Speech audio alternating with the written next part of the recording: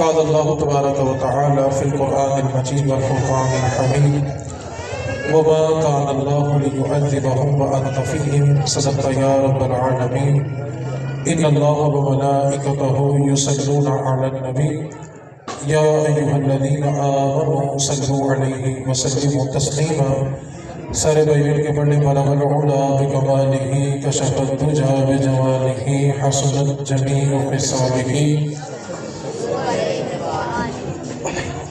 اللہ رب العزت نے قرآن مجید میں ارشاد فرمایا کہ بے شک اللہ اور اس کے فرشتے اپنے نبی کی ذات پر درود بھیجتے ہیں۔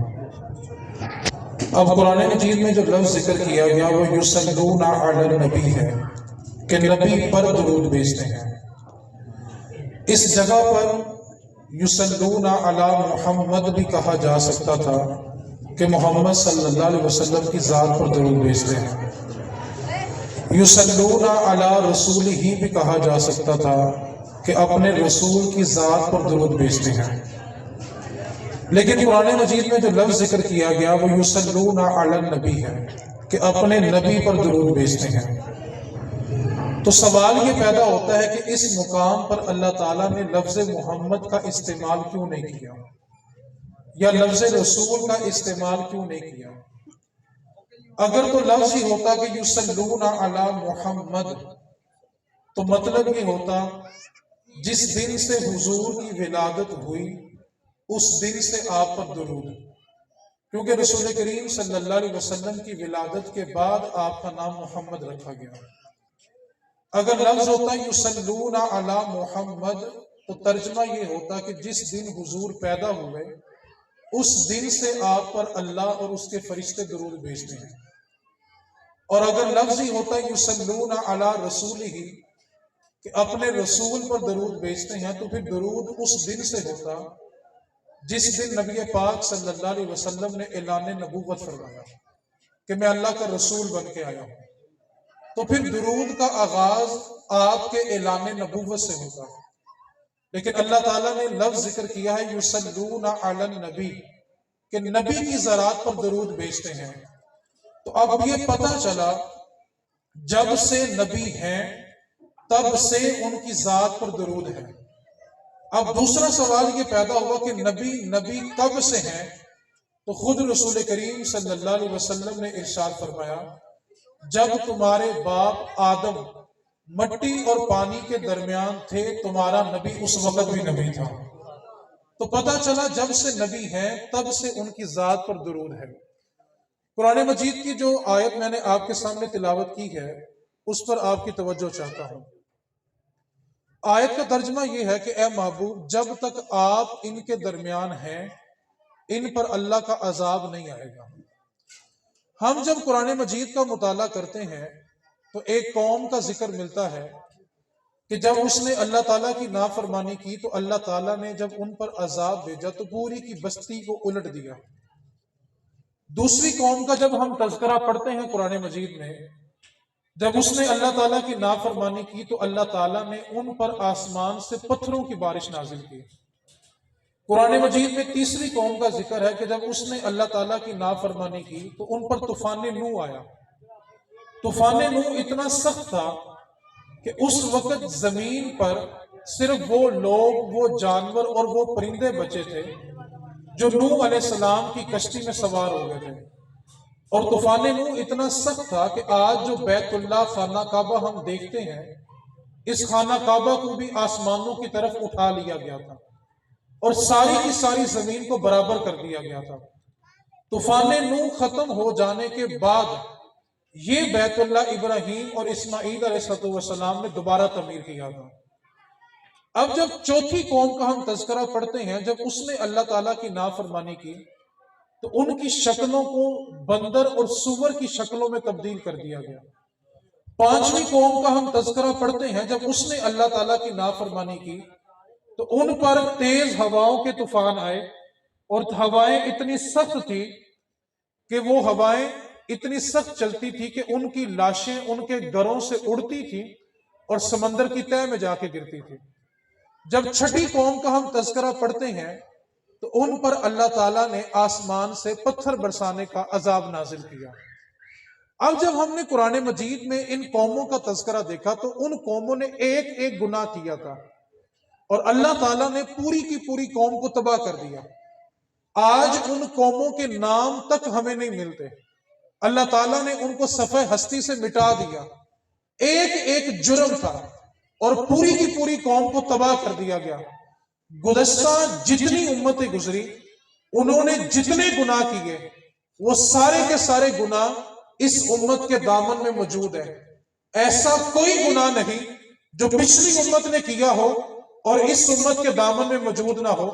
یہ امت تو اس سے بھی 2 ہاتھ آگے نکلی اور قبروں سے مردے نکال کے ان سے بھی زنا کیا گیا۔ اس قوم کے اندر تو ہسپتالوں کی چھت سے بھی انسانی لاشوں کا برآمد کرایا گیا۔ اس قوم کے اندر تو زینب جیسی معصوم بچیاں بھی محفوظ نہ رہی۔ تو سوال تو بنتا ہے کہ پچھلی قومیں ایک ایک گناہ کریں تو اللہ تعالیٰ پوری کی پوری قوم کو صفحہ ہستی سے مٹا دے، ان پر اتنے سخت عذاب نازل ہوئے۔ اس امت نے سب کچھ کیا، سب کچھ کرنے کے باوجود ہم پر آسمان سے پتھر نہیں برسے، ہمارے دامن میں سارے گناہ موجود ہیں، ہماری شکلیں بندر کی شکلوں میں تبدیل نہیں ہوئی۔ اس امت نے سارے گناہ کیے، اس امت پر طوفان نوح نہیں آیا۔ اس امت نے سارے گناہ کیے، اس امت کے اوپر آسمان سے پتھروں کی بارش نازل نہیں کی گئی۔ اگر سب کچھ کرنے کے باوجود ہم بچ گئے ہیں تو بچنے کی کوئی وجہ تو ہونی چاہیے۔ پچھلی قوموں نے ایک ایک گناہ کیا تو پوری پوری قومیں تباہ ہو گئی، اور ہم سب کچھ کرنے کے بعد بھی اگر بچے ہوئے ہیں تو ہمارے بچنے کی صرف ایک وجہ ہے، وہ وجہ یہ ہے کہ حضور آ گئے ہیں۔ آج حضور ہیں تو ہم بچے ہوئے ہیں۔ کوئی شخص کہے حضور تھے تو سوال بنتا ہے پھر آج کس نے ہمیں اللہ کے عذاب سے بچایا ہوا ہے؟ تو کہنا پڑے گا ہر زمانہ میرے حضور کا ہے۔ جو جس زمانے میں عذاب الہی سے بچا ہے، بچنے کی وجہ صرف حضور کی ذات ہے۔ میں اس بات کو یوں سمیٹنا چاہتا ہوں کہ ہمارے گناہوں اور اللہ کے عذاب کے درمیان جو پردہ ہے نا، اس پردے کا نام رحمت مصطفیٰ ہے۔ صرف یہ رحمت مصطفیٰ کا پردہ ہے جس نے ہمیں اللہ کے عذاب سے بچایا ہوا ہے۔ اس کے سوا ہمارے پاس اور کوئی چیز نہیں جو ہمیں اللہ کے عذاب سے بچا سکے۔ ایک لمحے کے لیے تصور کریں، ہمارے دامن کے اندر گزشتہ امتوں نے جتنے گناہ کیے تھے نا، سارے موجود ہیں۔ کوئی گناہ ایسا نہیں ہے جو ہم تاریخ میں پڑھتے ہوں اور آج کے دور میں نہ ہوتا ہو، بلکہ اس زمانے میں تو ایسے ایسے گناہ بھی ہو گئے جن کا وجود پچھلی امتوں میں تھا ہی نہیں، جن کا تصور بھی نہیں تھا۔ وہ سب کچھ ہم نے کر لیا، لیکن ہم پہ اتنے عذاب کیوں نہیں آئے؟ کیونکہ حضور آ گئے ہیں۔ حضور آئے تو ہم اللہ کے عذاب سے بچے ہوئے ہیں۔ اس لیے رسول کریم صلی اللہ علیہ وسلم کی جو رحمت ہے اس سے کوئی بھی محروم نہیں رہا۔ آج اگر باپ شک میں ہے کہ میں حضور کا میلاد کیوں مناؤں، تو وہ سوچے جب حضور جلوہ گر نہیں ہوئے تھے، سگا بیٹا سگے باپ کو چھڑیوں کے ساتھ مارا کرتا تھا، اور جب باپ بوڑھا ہو جاتا تھا سگا بیٹا اپنے باپ کو اپنے ہی گھر سے نکال دیتا تھا۔ آج بھی جن علاقوں کے اندر کلمہ نبی پاک کا نہیں پڑھا جاتا، وہاں اولڈ ہاؤس موجود ہے۔ جب ماں باپ بوڑھے ہو جاتے ہیں تو بچے اپنے ہی ماں باپ کو اپنے گھروں سے نکال کے اولڈ ہاؤس میں چھوڑ آتے ہیں۔ لیکن جس خطے پہ آپ اور میں رہتے ہیں، جب ماں باپ بوڑھے ہو جاتے ہیں اور اتنے بوڑھے ہو جاتے ہیں کہ وہ بولو براز پخانہ بھی بستر میں کر دیتے ہیں، تو اولاد ان کا پخانہ صاف کرتے ہوئے اپنے لیے جنت ڈھونڈ رہی ہوتی ہے۔ تو سوال تو بنتا ہے نا، یہ تو وہ اولاد تھی کہ جب حضور جلوہ گر نہیں ہوئے تھے، سگا بیٹا اپنے ہی باپ کو چھڑیاں مار کے گھر سے نکال دیا کرتا تھا۔ آج بھی جن بستیوں میں کلمہ نبی پاک کا نہیں پڑھا جاتا، ماں باپ بوڑھے ہو جائے تو ان کا اپنے گھر میں ٹھکانہ نہیں ہوتا۔ آج ہم اپنے باپ کا پخانہ صاف کرنے کے لیے بھی تیار ہیں، تو وہ باپ کو سوچنا چاہیے آخر اولاد کے دل میں اتنی شفقت کیسے آ گئی؟ تو اس باپ کو کہنا پڑے گا وجہ صرف ایک ہے کہ حضور آ گئے ہیں۔ آج حضور آئے تو اولاد نے ادب کیا. ماں سوچے اگر ماں کے دل میں شک ہے کہ میں میلاد کیوں مناؤں تو وہ ماں تصور کرے جب حضور جلوہ گر نہیں ہوئے تھے عرب کے اندر ایک میلہ لگتا تھا. مہربانی یہ پکڑے یہ سامنے آ جائے مہربانی یہاں بیٹھ جائیں آ کے یہ لیں اور لے لیں یہ لیں ادھر آ کے بیٹھ جائیں بیٹھ کے بات سنیں یہ لیں اور لے لیں چلے بیٹھ کے بات سنیں. ماں اگر سوچتی ہے کہ میں میلاد کیوں مناؤں تو ماں اس بات پر توجہ دے جب حضور جلوہ گر نہیں ہوئے تھے نا عرب کے اندر ایک میلہ لگتا تھا اس کا نام تھا عکاس کا میلہ. عکاس کے میلے کے اندر 3 سگے بیٹے اپنی ماں کے گلے میں پھندا ڈالتے ہیں اور ماں کو گھسیٹ کے اس میلے میں لے کے آتے ہیں اور میلے میں کھڑے ہو کے سرعام بولی لگا کے اپنی سگی ماں کو بیچ دیتے ہیں اور ماں کو بیچنے کے بعد جو قیمت ملتی ہے نا وہ تینوں بیٹے آپس میں برابر برابر بانٹ لیتے ہیں. یہ وہ دور تھا جب حضور جلوہ گر نہیں ہوئے تھے. تو ماں کی حالت کیا تھی؟ سگی ماں سرے بازار سرے عام بولی لگا کر نیلام ہو جاتی تھی. لیکن میرے حضور نے آ کر اس ماں کو اتنی عزت دی کہ 7 آسمانوں کے اوپر سدرۃ المنتہا کے پاس جو جنت تھی نا میرے محبوب نے وہ جنت کھینچ کے ماں کے قدموں کے نیچے رکھ دی. اب بھی وہ ماں سوچے گی میں میلاد کیوں مناؤں. ماں سوچے تو میں تو سرے بازار بکا کرتی تھی. آج میرے قدموں کے نیچے اگر جنت آئی ہے تو وجہ صرف ایک ہے کہ حضور آ گئے ہیں. حضور نہ ہوتے ماں تو سرے بازار بک جایا کرتی تھی. آج اگر بیٹی شک میں ہے کہ میں میلاد کیوں مناؤں تو بیٹی سوچے جب حضور جلوہ گر نہیں ہوئے تھے نا سگا باپ ہوتا تھا زندہ بیٹی اپنے ہاتھ میں اٹھاتا تھا جا کر کنویں میں قبروں میں پھینک آتا تھا. سگا بھائی زندہ بہن ہاتھوں میں اٹھاتا تھا اور زندہ کنویں میں پھینک آتا تھا. لیکن آج ہم دیکھتے ہیں کہ باپ جب اپنی بیٹی کو ایک گھر سے دوسرے گھر میں رخصت کرتا ہے تو نہ آنسو ماں کے تھمتے ہیں نہ بیٹی کے تھمتے ہیں نہ باپ کے تھمتے ہیں. بیٹی رخصت ہوتے وقت سب سے آخر میں باپ کو ملتی ہے.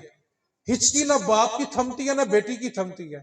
تو بیٹی کو سوچنا چاہیے کہ آخر باپ کے سینے میں یہ شفقت کہاں سے آئی. یہ تو وہی باپ تھا کہ زندہ بیٹی قبروں میں پھینک آتے تھے زندہ بیٹیاں کنووں میں پھینک آتے تھے. آج صرف ایک گھر سے دوسرے گھر میں جانا ہے تو باپ کے آنسو تھمتے نہیں ہیں. بھائی ہے اس کے آنسو تھمتے نہیں ہیں. باپ بوڑھا ہو گیا اور بڑھاپے کی وجہ سے اس کی کمر جھک چکی ہے لیکن اس کے باوجود وہ مزدوری کرتا ہے. اس بڑے باپ سے پوچھا جائے بابا جی بڑے ہو گئے ہو اب مزدوری کیوں کرتے ہو تو ایک ہی جواب ملتا ہے ابھی بیٹی کے ہاتھ پیلے کرنے ہیں اس لیے مزدوری کرتا ہوں. بھائی اب وہ ٹائم لگاتا ہے کہ ابھی بہن کو رخصت کرنا ہے اس لیے ڈبل مزدوریاں کر کے آور ٹائم لگاتا ہوں. تو سوچنا تو پڑے گا نا وہی باپ تھا زندہ بیٹی قبروں میں گاڑ آتے تھے زندہ بیٹیاں کنووں میں پھینک آتے تھے. آج بوڑھا ہونے کے باوجود وہ مزدوری کر رہا ہے اور بیٹی ایک گھر سے دوسرے گھر میں جاتی ہے تو اس کے آنسو تھمتے نہیں ہیں. تو بیٹی سوچے تو صحیح نا باپ کے سینے میں اتنی شفقت کیسے پیدا ہو گئی. تو اس بیٹی کو کہنا پڑے گا وجہ صرف ایک ہے کہ حضور آ گئے ہیں. حضور آئے تو حضور نے آ کر اس دور میں جب بیٹیاں زندہ دفن کی جا رہی تھی اس دور میں آ کے میرے نبی نے فرمایا تھا فاطمہ محمد کے جگر کا ٹکڑا ہے. حضور نے آ کے بتایا کہ بیٹی کی تعظیم کرنی کیسے ہے اور سیدہ پاک فرمایا کرتی تھی میں جتنی بار بھی حضور کے کمرے میں حضور سے کوئی بات کرنے جایا کرتی تھی میرے مصطفیٰ ہر مرتبہ اٹھ کر میری بات کو سنا کرتے تھے. یہ وہ دور تھا جب بیٹیاں زندہ دفن کی جا رہی تھی. آج وہی باپ ہے سینے میں شفقت ہے کیونکہ حضور آ گئے ہیں. آج دنیا میں جتنا انقلاب آیا ہے نا وجہ صرف ایک ہے کہ حضور آ گئے ہیں. حضور نہیں تھے تو بیت اللہ کی کیا عزت تھی. لوگ ننگے ہو کے کعبے کا طواف کیا کرتے تھے کعبے کا چکر بالکل ننگے ہو کے کیا جاتا تھا لیکن حضور نے آ کر بتایا کہ بیت اللہ کتنی تعظیم والا گھر ہے بیت اللہ کا احترام کیسے کرنا ہے. ایک بات میں نے کر لی 2 باتیں صرف باقی ہیں اس کے لیے توجہ چاہتا ہوں. دنیا میں جتنے بھی مذاہب پائے جاتے ہیں جو گائے کی پوجا کرتے ہیں وہ گائے کو دیکھتے ہیں پھر پوجا کرتے ہیں. آگ کو پوجنے والے آگ کو دیکھتے ہیں پھر پوجا کرتے ہیں، ستاروں کو پوجنے والے ستاروں کو دیکھتے ہیں، چاند کو پوجنے والے چاند کو دیکھتے ہیں، بتوں کو پوجنے والے بتوں کو دیکھتے ہیں پھر اس کی عبادت کرتے ہیں۔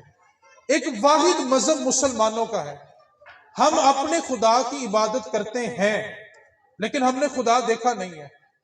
ہمارے پاس خدا کے ہونے کی سب سے بڑی دلیل ذات مصطفیٰ ہے۔ آپ تصور کریں، ہمیں کس نے بتایا کہ خدا ہے؟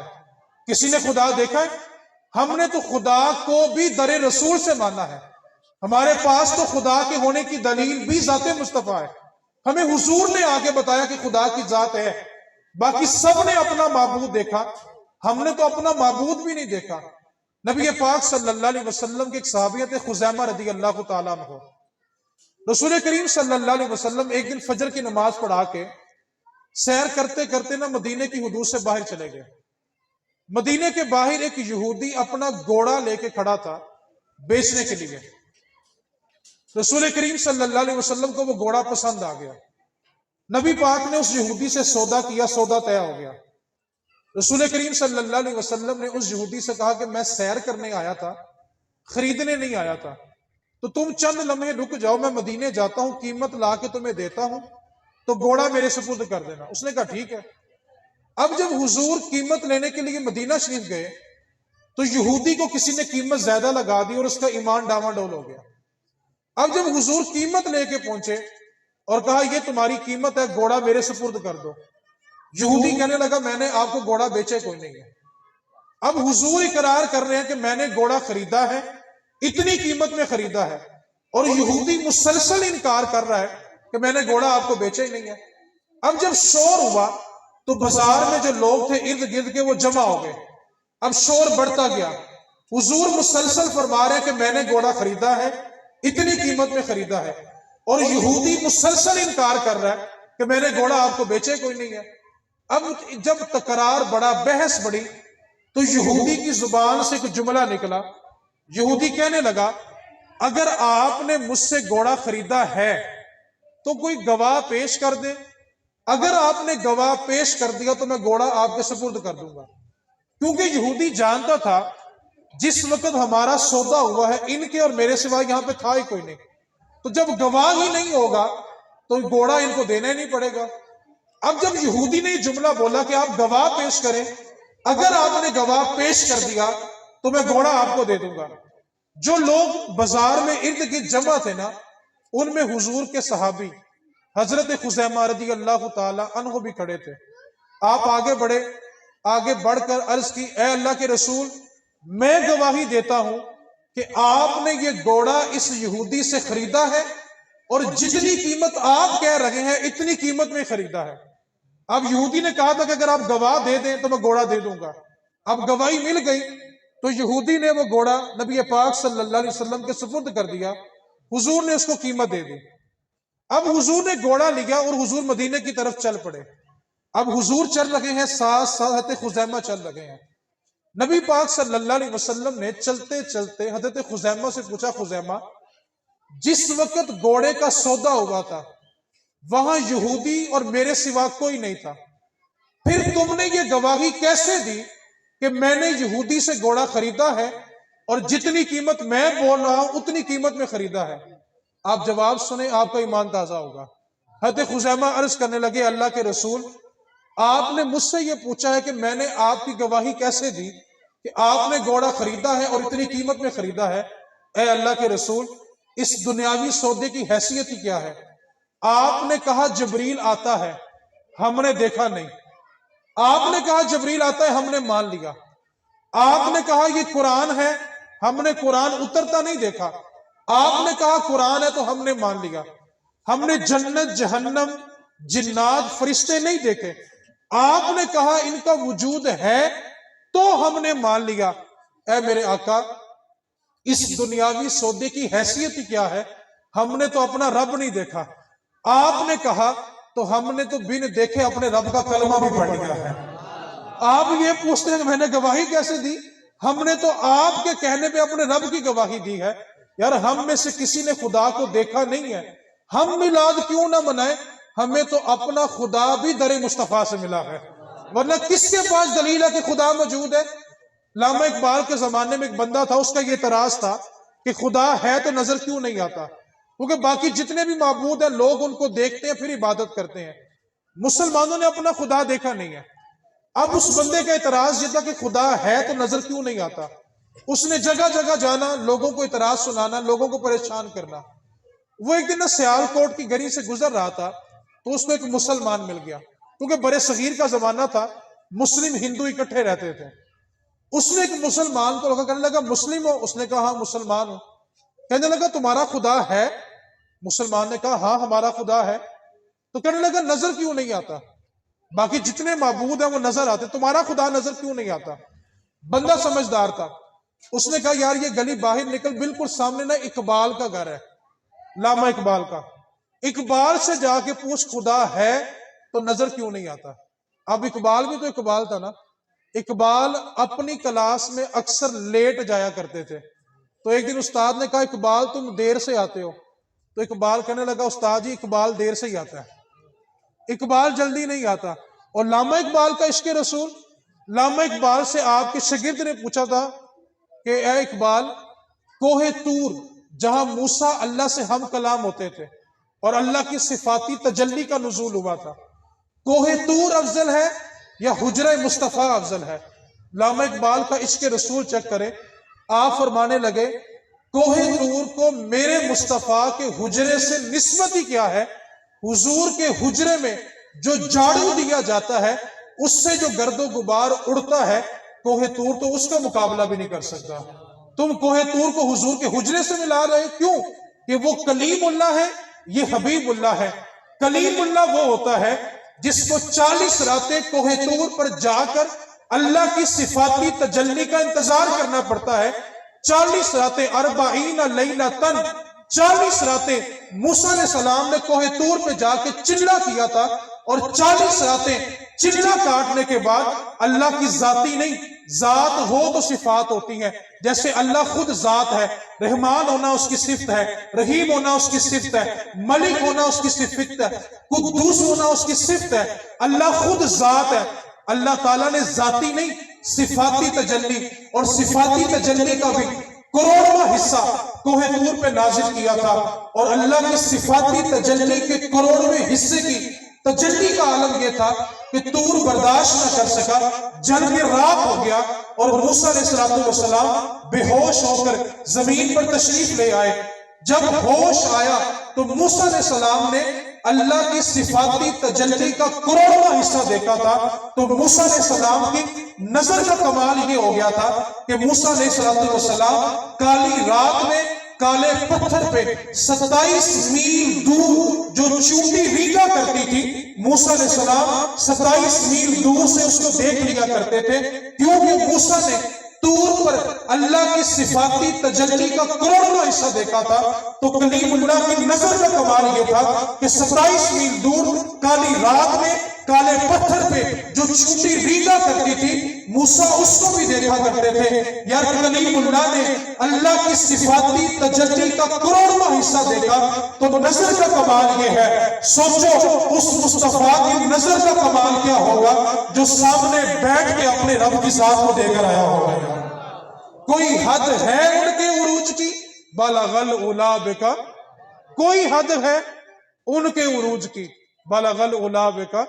بھائی کلیم وہ ہوتا ہے جو اللہ کی بارگاہ میں عرض کرتا ہے رب اشرح لی صدری، اللہ میرا سینہ کھول دے۔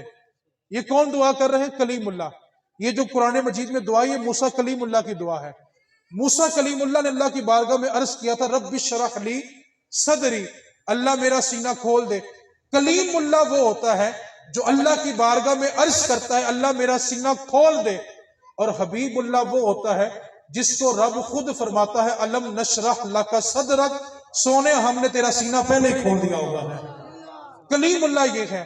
اب علامہ اقبال کے پاس وہ بندہ آیا جس کا اعتراض یہ تھا کہ خدا ہے تو نظر، بولے تو صحیح ذرا، کیا اعتراض تھا؟ خدا ہے تو نظر کیوں نہیں آتا؟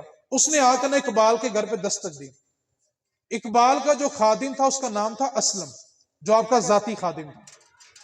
اسلم نے دروازہ کھولا، بندہ کہنے لگا جس کا اعتراض یہ تھا کہ خدا ہے تو نظر کیوں نہیں آتا، کہنے لگا میں نے اقبال سے ملنا ہے۔ اصل میں جا کے اقبال کو بتایا، اقبال باہر بندہ آیا آپ سے ملنا چاہتا ہے۔ اقبال نے کہا بلا لو۔ علامہ اقبال کا جو سیالکوٹ میں گھر ہے نا، اس کے صحن میں پھولوں کی کیاری لگی ہوئی ہے، اور صبح صبح کا وقت تھا، علامہ اقبال نے پھولوں کو پانی لگا رہے تھے۔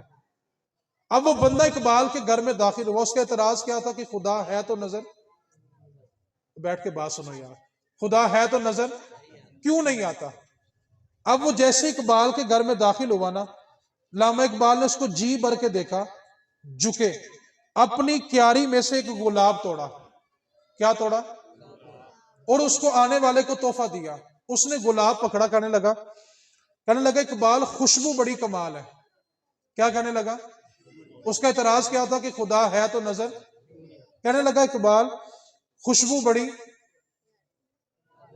اقبال کہنے لگا نظر نہیں آتی۔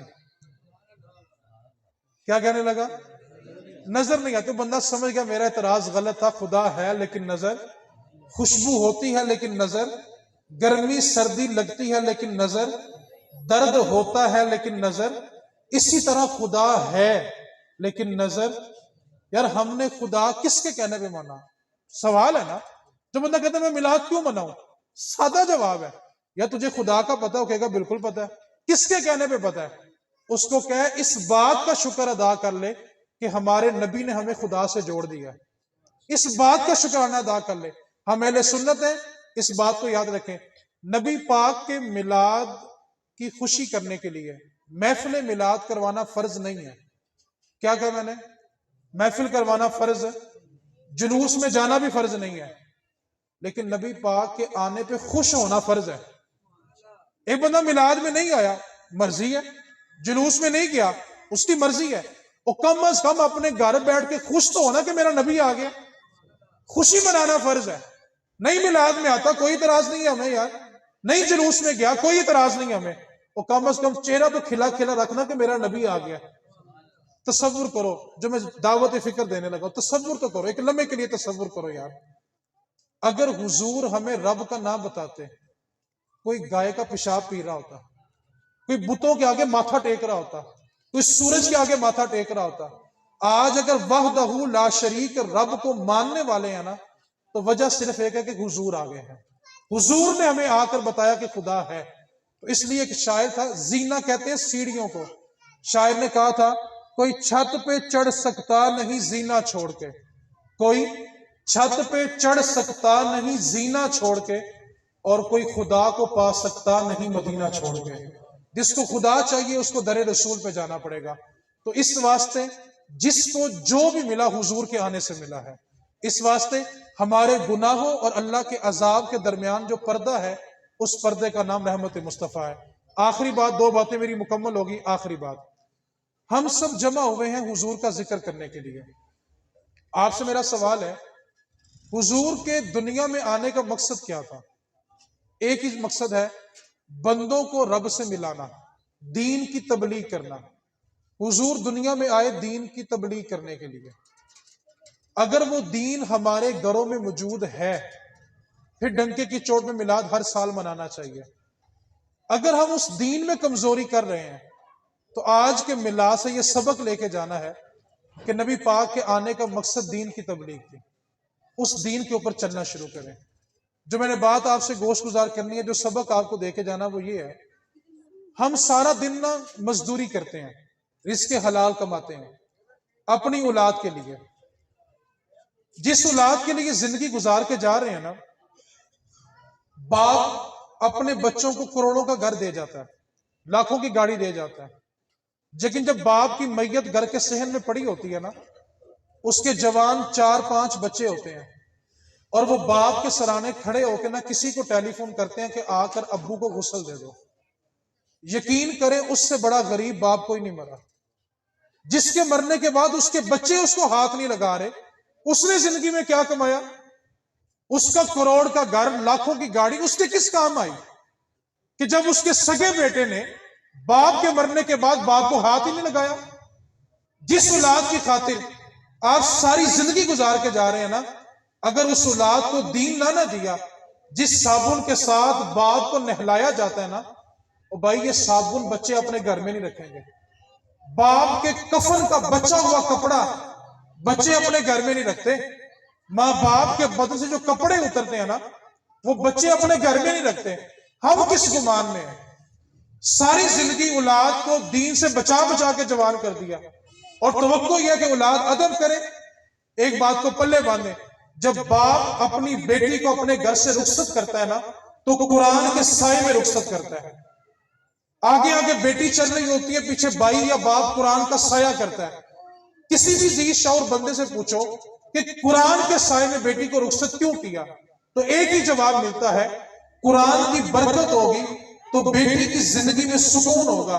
سوچو تو صحیح یار، جو قرآن سر کے اوپر ہو تو اتنی برکتیں ہیں، وہ قرآن اگر سینے کے اندر ہو تو کتنی برکتیں ہوں گی یار۔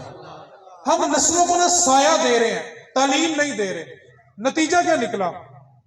آگے باپ کی میت پڑی ہوتی ہے، پیچھے سگے بیٹے کو جنازہ پڑھنا نہیں آتا۔ ماں باپ کے ساتھ زندگی میں سب سے بڑا دھوکہ یہ ہوتا ہے کہ اس کی اولاد اس کے جنازے میں خاموش کھڑی رہے۔ آپ جس اولاد کے لیے زندگی گزار کے جا رہے ہیں نا، جب آپ کو دعاؤں کی حاجت ہوگی نا، آپ کی اولاد کے پلے کچھ نہیں ہوگا۔ اب تو صورتحال یہ آ گئی ہے، باپ چلا گیا ہے، اس کے لیے دعا کرانی ہے تو قرآن پاک مدرسوں سے پڑھے ہوئے لے کے آتے ہیں۔ ہم اہل سنت ہیں، اللہ کا شکر ہے، لیکن میں شکوہ یہ کرنا چاہتا ہوں، سنیوں نے اپنے مرنے والوں کے ساتھ جو سب سے بڑا ظلم کیا وہ بھلا کیا تھا؟ ہم نے اپنے مرنے والوں کو چند دیگوں میں بند کر دیا۔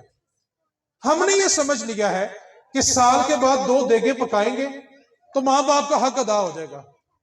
سال کے بعد مہمانوں کو بلایا، 2 دیگیں پکائی، ماں باپ کا حق ادا ہو گیا۔ باپ کے لیے سال میں نماز ایک نہیں پڑھی، قرآن کا رکوع ایک نہیں پڑھا، آپ کیا سمجھتے دیگیں ماں باپ کی بخشش کروا لیں گی؟ ہم نے اپنی نسلوں کو دین نہیں دیا، نقصان کیا ہوگا؟ جس وقت ماں باپ بیچارے قبر میں حساب میں پھنسے ہوتے ہیں نا، بچے اپنے گھر میں آ کے چاولوں کی پلیٹیں بانٹ رہے ہوتے ہیں، وہاں ماں بیچاری، باپ بیچارہ قبر کے حساب میں پھنسا ہوا ہے، وہ پریشان ہے کہ کاش میرے لیے کوئی دعا کرے، میری جان چھوٹ جائے۔ اور جس اولاد کی خاطر ساری زندگی بسر کی ہوتی ہے، وہ اولاد اس کے لیے دعا مانگنے کے قابل ہی نہیں ہوتی۔ اس واسطے اپنی نسلوں کو اتنا دین ضرور دے کے جانا کہ آپ کو مرنے کے بعد غسل کے لیے ترسنا نہ پڑے، ورنہ جس اولاد کے لیے سب کچھ کر کے جا رہے ہو نا، ایک بات کو پلے باندھ لو، 1000 روپیہ اجرت دے کے اپنے باپ کو نہلایا جاتا ہے۔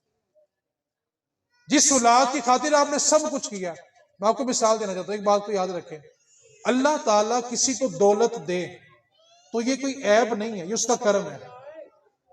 دولت ہونا کوئی عیب نہیں ہے، یہ اس کا کرم ہے۔ لیکن میں ایک مثال آپ کو دینا چاہتا ہوں، آپ ڈیفنس میں چلے جائیں، وہاں پہ جو لوگ قبروں میں پڑے ہوئے ہیں نا، ان کے بچے کروڑوں کے گھروں میں، لاکھوں کی گاڑیوں میں رہتے ہیں، لیکن آپ کو پورے قبرستان میں قرآن پڑھنے والا کوئی نہیں ملے گا۔ اس باپ نے کیا کمایا جس کی اولاد اس کے لیے دعا مانگنے کے بھی قابل نہیں ہے؟ آج آپ نے اس نشست سے اس بات کو پلے باندھ کے جانا ہے، ابھی سوچنا ہے کہ یار میں صبح سے لے کے شام تک اولاد کے لیے کماتا ہوں، اگر مجھے آج آنکھیں بند کرنی پڑ گئی تو کیا میری اولاد میرا جنازہ پڑھنے کے قابل ہے؟ مجھے نہلانے کے قابل ہے؟ مجھے دفنانے کے قابل ہے؟ اگر نہیں ہے نا تو مہربانی کرو اپنے بچوں میں سے نا ایک بچہ دین پہ لگا دو۔ ہم بلا کے کہتے ہیں خاندان میں ایک ڈاکٹر ہونا چاہیے، خاندان میں ایک وکیل ہونا چاہیے، اور بھائی خاندان میں ایک عالم بھی ہونا چاہیے۔ مرنے کے بعد غسل کے لیے نہیں ترسو گے، مرنے کے بعد جنازے کے لیے نہیں ترسو گے۔ آپ مجھے بتائیں، مرنے والے کا بچہ، بیٹا اگر ڈاکٹر ہو تو جنازے میں زیادہ لوگ کون آئیں گے؟ بولے نا صحیح ہے۔ بیٹا انجینئر ہو تو، دکاندار ہو تو، سوچو بیٹا اگر عالم دین ہو تو آپ ایک عالم ڈھونڈ رہے ہو جنازہ پڑھانے کے لیے، جہاں تک نگاہ اٹھاؤ گے آپ کو قرآن حدیث پڑھنے والے نظر آئیں گے۔ اپنی نسلوں کو دین دو یار۔ ہم نے دیکھو، ڈاکٹر بنانا، انجینئر بنانا، وکیل بنانا کوئی عیب نہیں ہے، ضرورت ہے، بنائیں، لیکن ایک بچہ اپنے مرنے کے لیے تو بھی تیار کرو نا۔ ہم بھلا کون سا بزنس کرنا چاہتے ہیں جس کا پروفٹ ہماری نسلیں بھی کھائیں؟ بچہ دین پہ لگانا ایسا بزنس ہے، صرف آپ نہیں، قیامت تک آنے والی نسل اس کا پرافٹ کھائیں گی۔ اس واسطے اپنی نسلوں کو اتنا دین ضرور دے دینا کہ مرنے کے بعد غسل کفن کے لیے ترسنا نہ پڑے۔ اور اگر اتنا دین نہیں دے کے جاؤ گے تو ایک بات کو پلے باندھ دو، میت گھر کے صحن میں پڑی ہوگی اور سگا بیٹا کسی کو لا کر اپنے باپ کو غسل دلوائے گا، اس دن آپ کو اپنی غریبی کا احساس ہوگا کہ میں نے زندگی میں کیا کمایا ہے۔ اگر نیک اولاد نہیں کما سکے نا تو آپ نے زندگی میں کچھ نہیں کمایا۔ اپنے بچوں میں سے ایک بچہ دین مصطفیٰ کے لیے ضرور وقف کرو۔ مجھے ایک بندے نے سوال کیا تھا کہ جی دوسری کمپنی کے جو لوگ ہوتے ہیں ہم ان سے بات کریں تو ان کے بچے کے پاس اپنی بات کی دلیل ہوتی ہے، لیکن سنیوں سے بات کریں تو ان کو پتہ ہی کچھ نہیں ہوتا۔ اس کی کیا وجہ ہے؟ ان کے بچے کو پتہ ہے کہ ہم نے اپنی بات پر دلیل کیا دینی ہے۔ تو میں نے کہا تھا کہ وہ لوگ اپنا پیسہ قوالوں پہ ضائع نہیں کرتے، وہ اپنا پیسہ مدارس پہ لگاتے ہیں، وہ اپنے پیسے سے علماء تیار کرتے ہیں، وہ اپنا پیسہ مراسیوں پہ خرچ نہیں کرتے، قوالوں پہ خرچ نہیں کرتے۔ ایک قوالی کرا کے آپ نے 15 لاکھ خرچ کر دیا، آپ کو دین کا کیا پتہ چلا؟ ایک بندہ اگر 15 سال سے محفل کروا رہا ہے اور 15 سال بعد بھی اس کو نماز کے ساتھ فرض یاد نہیں تو سوچے وہ کہاں کھڑا ہے۔ ایک بندے کی زندگی بیت گئی ہے سٹیجوں پہ بیٹھتے بیٹھتے، پبلک میں بیٹھ کے سنتے سنتے، اور اگر اس کو 20 سال بعد بھی اپنی نماز پڑھنی نہیں نہ آئی تو وہ سوچے میں کس مقام پہ کھڑا ہوں۔ یہ کسی کی ذات پر طنز نہیں ہے، یہ لمحہ فکریہ سنیوں کے لیے انہوں نے مدارس بنائے، اپنے بندوں کو تیار کیا، علماء کو بلا کے ان سے دین سیکھا۔ سنیوں کی ترجیحات کیا ہے؟ ہم نے پیر اور قوال کروڑ پتی کر دیے اور مدارس کی صفیں بھی ویران ہو گئی ہیں، مدارس کے بچے بیچارے بھوکے سے ہو رہے ہیں۔ ہم نے پیروں کو موٹر سائیکل سے اٹھا کے لینڈ کروزر میں بٹھا دیا۔ آپ اپنا پیسہ خرچ کرتے ہیں دین کے لیے، آپ کو 4 سال کے بعد 5 سال کے بعد پتا چلے کہ میرا تو 1 روپیہ بھی دین پہ نہیں لگا۔ بتاؤ آپ نے زندگی میں کیا کمایا یار؟ آپ پیسہ کہاں پہ خرچ کر رہے ہیں؟ میں تو کہتا ہوں اگر مرید گاڑی خریدے تو پیچھے لکھتا ہے یہ میرے پیر کی نظر ہے، تو پیر صاحب بھی اپنی گاڑی کے پیچھے لکھے میرے مرید کا نظرانہ ہے۔ 2022 آ گیا ہے، زمانہ اپ ڈیٹ ہو گیا ہے۔ آپ نے دین پہ کیا خرچ کیا؟ ایک بات کو پس پلے باندھ لیں، اپنا پیسہ روپیہ رزق حلال اس آستانے پہ جا کے خرچ کریں جو آستانہ آپ کو سال کے بعد عالم اور حافظ تیار کر کے دیتا ہو۔ میں بات کروں گا پھر مزاج بگڑتا ہے، پھر شور ہوتا ہے، درد ہوتا ہے، کتنے بڑے بڑے نام ہیں۔ کیا کبھی سال کے بعد ہم نے کبھی سنا ہے کہ اس آستانے سے ایک عالم تیار ہوا ہے؟ محکمہ اوقاف کروڑوں کا چندہ کھاتا ہے، داتا دربار کے علاوہ بتاؤ کہاں پہ عالم تیار کر رہے ہو؟ اور داتا دربار پہ عالم بھلا کیوں بن رہے ہیں؟ یہ میرے داتا کا فیض ہے۔ جامعہ حجویریہ جو داتا صاحب کی بیسمنٹ میں ہے نا، اس کا سنگ بنیاد داتا علی حجویری نے خود رکھا ہوا ہے۔ آپ یہاں بیٹھ کے درس حدیث دیا کرتے تھے، کروڑوں روپیہ آپ نے گلوں میں ڈالا، آپ کو حافظ ملے مصلی سنانے کے لیے، آپ کو عالم ملے جو درس حدیث دے سکے، جو آنے والی نسلوں کی تربیت کر سکے۔ اگر آپ کا پیسہ ضائع ہو رہا ہے صرف اس آستانے پہ جا کے دیں جو آستانہ آپ کو عالم اور حافظ دے رہا ہے۔ اگر نہیں دے رہا تو یہ ہاتھ جڑے ہیں، خدا کا واسطہ ہے اپنا رزق حلال ضائع نہ کرو۔ گلوں میں پیسہ ڈالنے سے آپ کو جنت نہیں مل جانی، دین پر خرچ کرنے سے جنت ملے گی۔ اپنی ترجیحات کو بدلیں، ہمارا پیسہ روپیہ دین پہ لگ رہا ہے یا گویوں پہ اور قوالوں پہ خرچ ہو رہا ہے؟ جب تک سنی اپنی ترجیحات نہیں بدلیں گے عوام کو شعور نہیں آئے گا۔ ہم جگہ جگہ رونا روتے ہیں ہمارے بچوں کو یہ ہو گیا، ہمارے بچے دین نہیں سیکھ رہے۔ اور بھائی سکھاؤ گے تو سیکھو گے نا یار۔ اپنی ترجیحات کو بدلو کہ آپ کا پیسہ روپیہ کیا پہ خرچ ہو رہا ہے۔ اگر آپ نے اپنی ترجیحات کو نہ بدلا تو اس بات کو پلے باندھ لیں، 20 سال بعد آج سے حالات زیادہ ابتر ہوں گے، نقصان زیادہ ہوگا۔ اس واسطے آج کی محفل میلاد سے 2 باتوں کا سبق آپ نے لے کے جانا ہے۔ پہلی بات کیا ہے کہ ہم پر عذاب اس لیے نہیں آتا کہ حضور آ گئے ہیں، ہر زمانہ میرے حضور کا ہے۔ دوسرا پیغام کیا ہے کہ نسلوں کو سب کچھ دینا ہے، لیکن اتنا دین ضرور دینا کہ مرنے کے بعد غسل کے لیے ترسنا نہ پڑے، اور اپنا پیسہ روپیہ صرف دین پہ خرچ کرنا ہے۔ کہاں خرچ کرنا ہے؟ پھر بولیں، جہاں سے آپ کو دین کی آؤٹ پٹ نہیں مل رہی وہاں پہ اپنا پیسہ روپیہ برباد نہ کریں، کوئی ثواب نہیں ملے گا۔ ٹھیک ہے؟ اللہ کریم کی بارگاہ میں دعا کریں اللہ تعالیٰ عمل کی توفیق عطا فرمائے۔ اب جس کے جی میں آئے وہ حاصل روشنی کرے، اب جس کے جی میں آئے وہ حاصل روشنی کرے۔ ہم نے تو دل جلا کے سر عام کر دیا، وما علینا الا البلاغ المبین۔